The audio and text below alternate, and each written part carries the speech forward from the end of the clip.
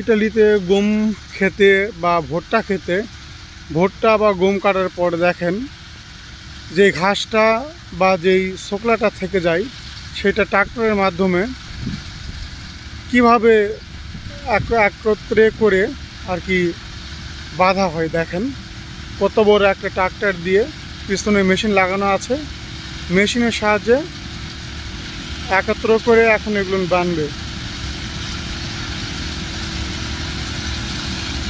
দেখতে থাকেন আপনারা কত বড় মেশিন, দেখেন পিছনে কত বড় মেশিন লাগানো আছে।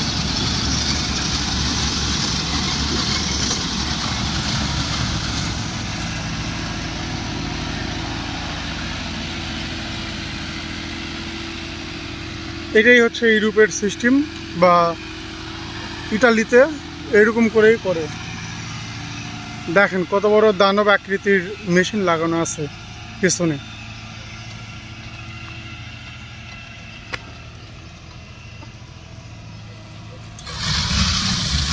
পাখির ডানার মতো এই যে লাইন বাই লাইন এটা দিয়ে করতেছে।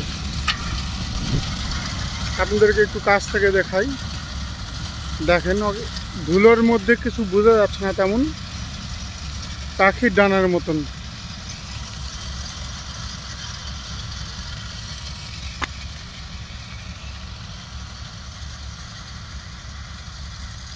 বাবারে কত বড় মেশিন।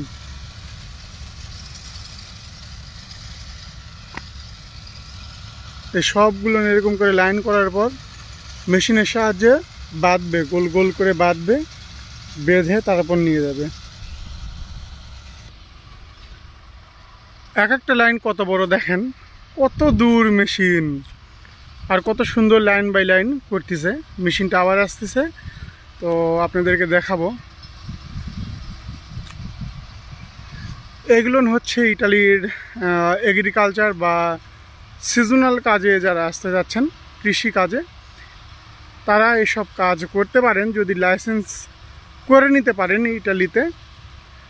তো সচরাচর তো সবাই করতে পারে না, লাইসেন্সের জন্য অনেক কষ্ট করতে হবে। আপনারা অনেকেই করতে চান, করতে পারবেন, সমস্যা নেই, কিন্তু কষ্ট করতে হবে অবশ্যই। কষ্ট করলে লাইসেন্স করতে পারবেন। আর এইসব কাজে বেতনের ধারণাটা দিয়ে মানে করব না, আপনারা বুঝতেই পারতেছেন কত বেতন হতে পারে। দেখেন মেশিনটা আসতেছে, কত বড় মেশিন ট্রাক্টরের পিছনে লাগানো আছে পাখির ডানার মতো।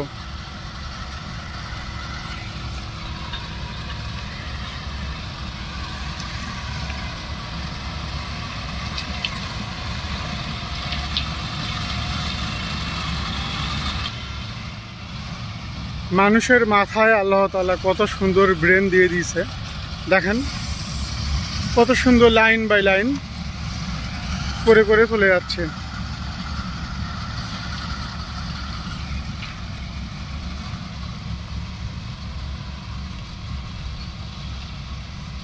এগুলো না আবার গোল গোল করে বাঁধবে, ট্রাক্টরের মাধ্যমে মেশিন দিয়ে বাঁধবে, বেঁধে নিয়ে যাবে।